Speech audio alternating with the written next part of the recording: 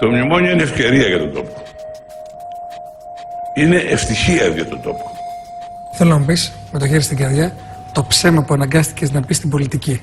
Και μην μου πεις ψέματα ότι δεν χρειάστηκε κάποτε να πεις ψέματα, γιατί δεν θα σε πιστέψω. Μόνο ένα. Κάτσε να βρει κάτι light. Κοίταξε να δεις. Σίγουρα έχω πει. Όχι όμως με ψέμα με την έννοια για να κοροϊδέψω. Αυτό δεν το κάνω ποτέ, γι' αυτό και λέω και σκληρά πράγματα. Το δέχομαι. Με την έννοια του λεγόμενου κατά συνθήκη. Πες μου ένα. Δηλαδή. Θα σε βολέψω. Όχι, αυτό το έχω κάνει ποτέ. Το απαγορεύω διαρροπάλου. Δεν έχω καλωσφέρει τα στοιχεία μου. Πες μου ένα. Θέλω να το ακούσω, σε παρακαλώ. Αν φέρω ένα παράδειγμα. Τις πρώτες μέρες του μνημονίου έβγαινα πολύ πιο αισιόδοξο που πραγματικά πίστευα μέσα μου. Δηλαδή έλεγα θα καταφέρουμε, μην ανησυχείτε, δεν είναι τίποτα, ενώ ξέραμε όλοι ήταν καταστροφή. Μάλιστα. Αλλά δεν μπορούσα να πάω να πει στον κόσμο, ξέρεις, καταστράφηκες. Ήταν δύσκολο. Άδωνης Γεωργιάδης. Τις πρώτες μέρες του μνημονίου έβγαινα πολύ πιο αισιόδοξο που πραγματικά πίστευα μέσα μου. Δηλαδή έλεγα θα καταφέρουμε, μην ανησυχείτε, δεν είναι τίποτα, ενώ ξέραμε όλοι ήταν καταστροφή. Μάλιστα. Αλλά δεν μπορούσα να πάω να πει στον κόσμο, ξέρεις, καταστράφηκες. Ήταν δύσκολο. Εσείς να σας ρωτήσω ευθέως, πόσες ώρες κάνατε για να διαβάσετε το μνημόνιο? Γιατί η κυρία Κατσέλη εχθές είπε ότι το πήρε το Σάββατο το βράδυ, το διάβασε 2 ώρες και πήγε και ψήφισε έτσι.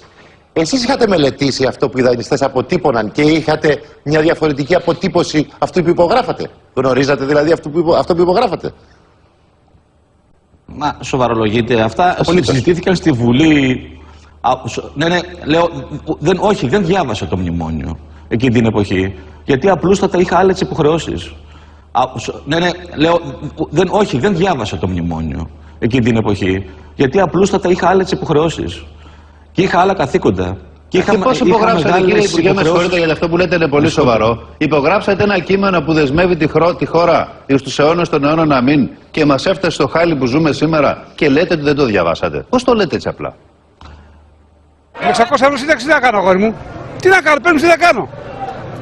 480 ιδεοί. Λοιπόν, το νερό, το τηλέφωνο το έχω κόψει. Λοιπόν, τι άλλο να κάνω? Η απάντηση στην κατακραυγή που υπάρχει εναντίον του πολιτικού προσωπικού της χώρας, πώς θα φάγατε τα λεφτά που μας ρωτάει ο κόσμος, είναι αυτή. Σας διορίσαμε. Τα φάγαμε όλοι μαζί. Λοιπόν, ακούστε λοιπόν ποια είναι η ουσία για να κλείσω.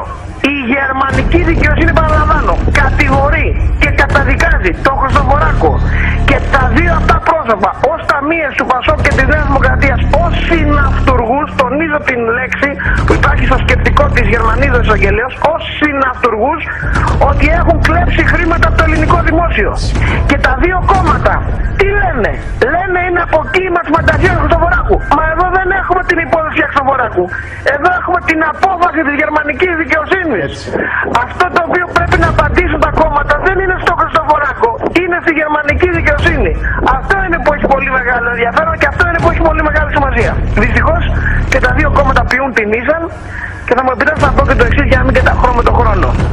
Όποιος από εδώ και μπρος, σε επόμενες εκλογές, ψηφίσει είτε Πασόκ είτε Νέα Δημοκρατία, δια της ψήφου του νομιμοποιεί την κλοπή του δημοσίου χρήματος. Κανένας πολίτης αυτής της χώρας δεν μπορεί να πηγαίνει πλέον στην κάλπη υποκρινόμενος ότι δεν ξέρει ότι τα κόμματα αυτά τα δύο είναι και κλέπτες και ψεύτες. Κλέπτες διότι σύμφωνα με την απόφαση γερμανικής δικαιοσύνης είναι συναυτουργοί του Χριστοφοράκου, ψεύτες διότι αντί να βγουν δημοσίως και να πούν τι ακριβώς έχει συμβεί, κάτω και λένε άρες μάρες κουκουνάρες του τύπου δεν ανοίγουμε διάλογο με τον Χριστοφοράκο, ενώ παραλαμβάνω από χθες αυτός ο οποίος κατηγορεί τα ελληνικά κόμματα ως κλεπταποδόχους δεν είναι ο Χριστοφοράκος πια, αλλά είναι η ίδια γερμανική δικαιοσύνη. Για τη γερμανική δικαιοσύνη, Πασόκ και Νέα Δημοκρατία είναι δύο κόμματα κλεπτών και ψευτών. Αυτή είναι η πραγματικότητα. Η απάντηση στην κατακραυγή που υπάρχει εναντίον του πολιτικού προσωπικού της χώρας, πώς θα φάγατε τα λεφτά που μας ρωτάει ο κόσμος, είναι αυτή. Σας διορίσαμε.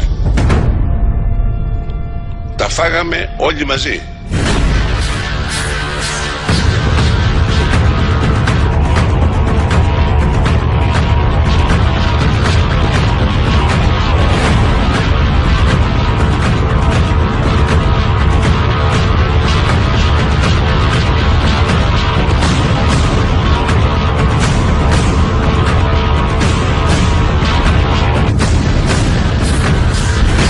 Η απάντηση κατακραυγή που υπάρχει εναντίον του πολιτικού προσωπικού της χώρας.